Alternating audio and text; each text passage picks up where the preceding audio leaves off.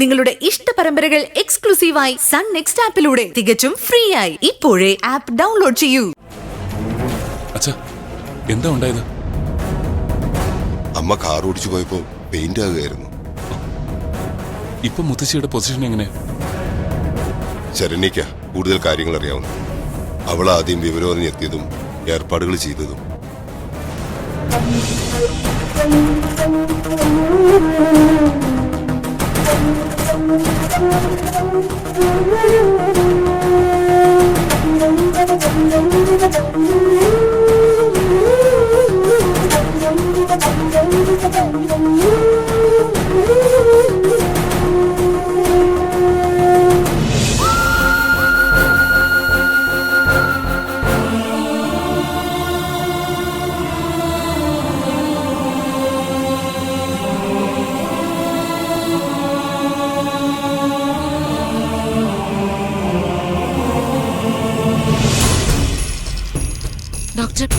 എങ്ങനെയുണ്ട്? ECGയിൽ നല്ല വേരിയേഷൻ ഉണ്ട്. BP കുറച്ച് കൂടുതലാണ്. ഇനി അതിന് എന്താണ് ഡോക്ടർ ചെയ്യാനുള്ളത്? ആൻജിയോഗ്രാം ചെയ്താലേ എത്ര ബ്ലോക്ക് ഉണ്ടെന്ന് അറിയാൻ പറ്റൂ. അങ്ങനെയാണെങ്കിൽ ആൻജിയോപ്ലാസ്റ്റി ചെയ്ത് സ്റ്റെന്റ് ഇടേണ്ടി വരും.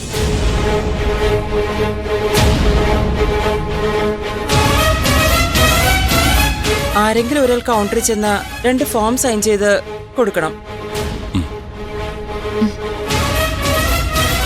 മുത്തശ്ശിക്ക് ബോധം വീണിട്ടുണ്ടോ ഡോക്ടർ? ആള് നോർമലാണ്, പക്ഷേ വല്ലാത്തൊരു ഷോക്കിലാണ്. മെഡിസിൻ കൊടുത്തിട്ടുണ്ട്. അത് കുറഞ്ഞിട്ട് വേണം അടുത്ത കാര്യങ്ങൾ ചെയ്യാൻ.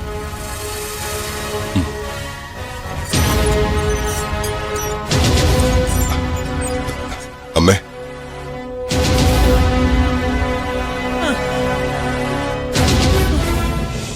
മുത്തശ്ശി,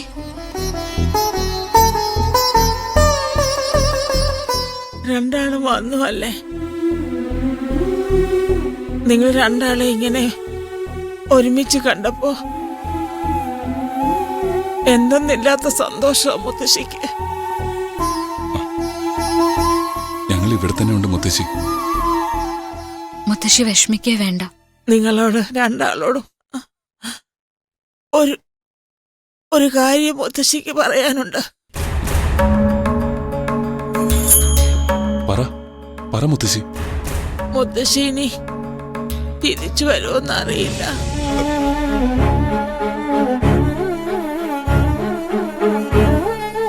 നിങ്ങൾ രണ്ടാളും ഇനി ഒരിക്കലും ഇരിയരുത് മക്കളെ. മുത്തശ്ശിക്കൊന്നും സംഭവിക്കില്ല. വേഗം സുഖാവും. മുത്തശ്ശി ധൈര്യമായിട്ട് പോയിട്ട് വാ.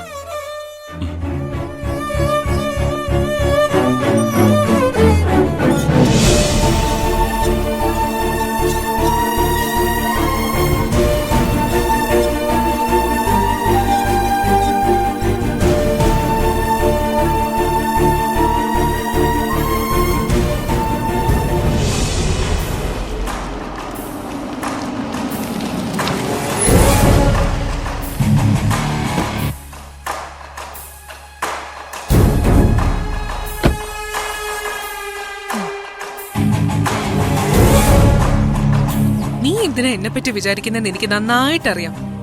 കഴിയുന്ന വിധത്തിലൊക്കെ നിനക്ക് ഞാൻ ജോലി തന്നിട്ടുണ്ട്. അതിന് കൃത്യമായ പ്രതിഫലവും നിനക്ക് കിട്ടിയിട്ടുണ്ട്. പക്ഷെ പലയിടങ്ങളിലും പല സന്ദർഭങ്ങളിലും നീ എനിക്ക് പാര വെക്കുകയായിരുന്നു. അയ്യോ, നീ എന്തിനാ ഈ പഴയ കാര്യങ്ങളൊക്കെ ഇപ്പൊ എടുത്തിരുന്നത്?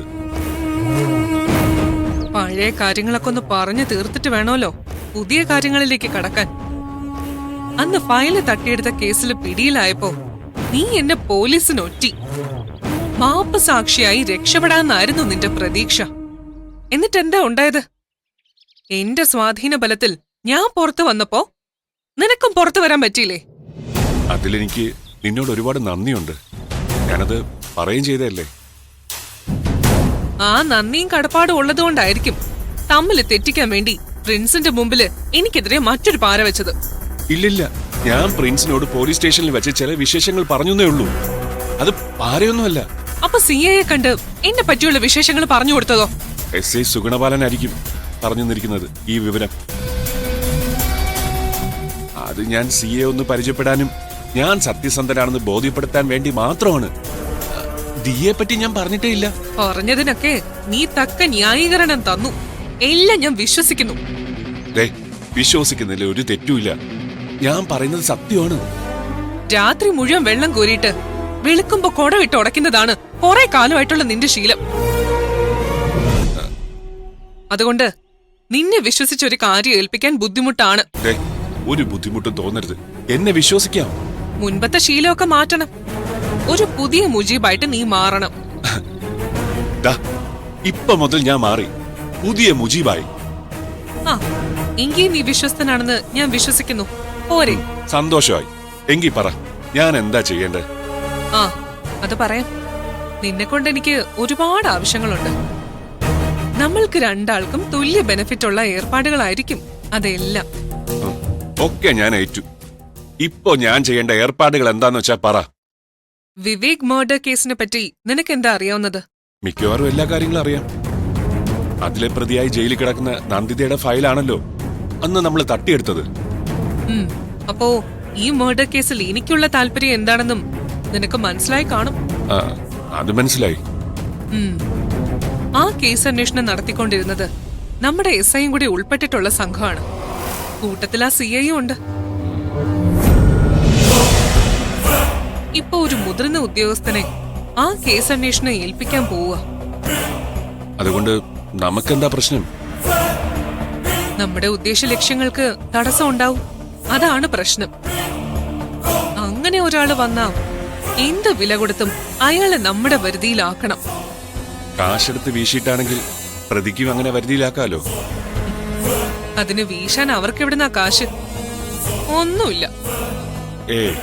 അങ്ങനെ വരാൻ വഴിയില്ലല്ലോ. നന്ദിതയുടെ ബാങ്ക് അക്കൗണ്ട് ഫ്രീസ് ചെയ്യപ്പെട്ടിരിക്കുക. അതെങ്ങനെ? ദിയയല്ലേ കളിക്കുന്നത്.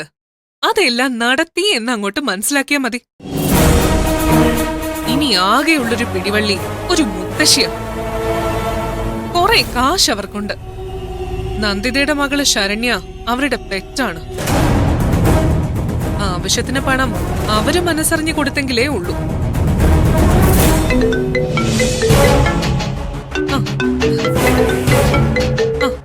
ഹലോ അഞ്ജിത.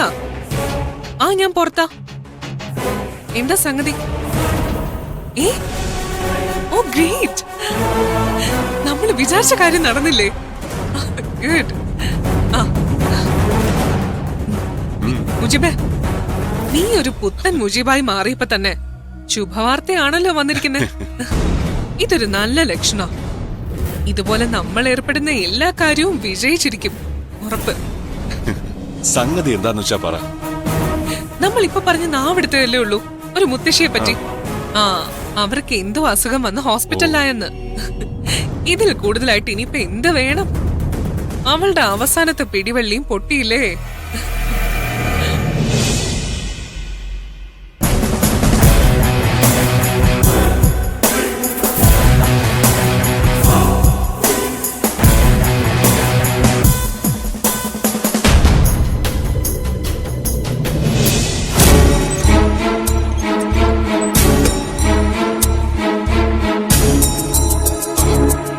കൊള്ളാം.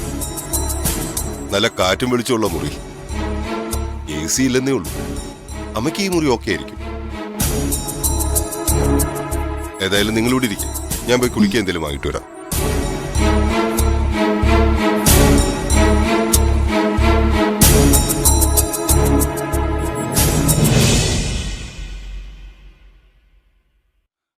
ഞാൻ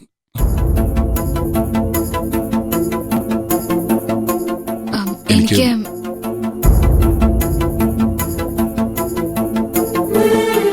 എന്താണ് പറയാൻ തുടങ്ങിയത്? നീ എന്താ പറയാമെന്ന്? നന്ദൻ പറയൂ. നീ ആദ്യം പറ, അത് കഴിഞ്ഞ് ഞാൻ പറയാം. എനിക്ക് ഒരു സോറി പറയാനാ ഞാൻ തുടങ്ങിയത്. ഞാനും അത് തന്നെ പറയാനാ തുടങ്ങിയത്. ഏതെങ്കിലും തരത്തില് ഞാൻ നന്ദനെ വേദനിപ്പിച്ചിട്ടുണ്ടെങ്കിൽ സോറി.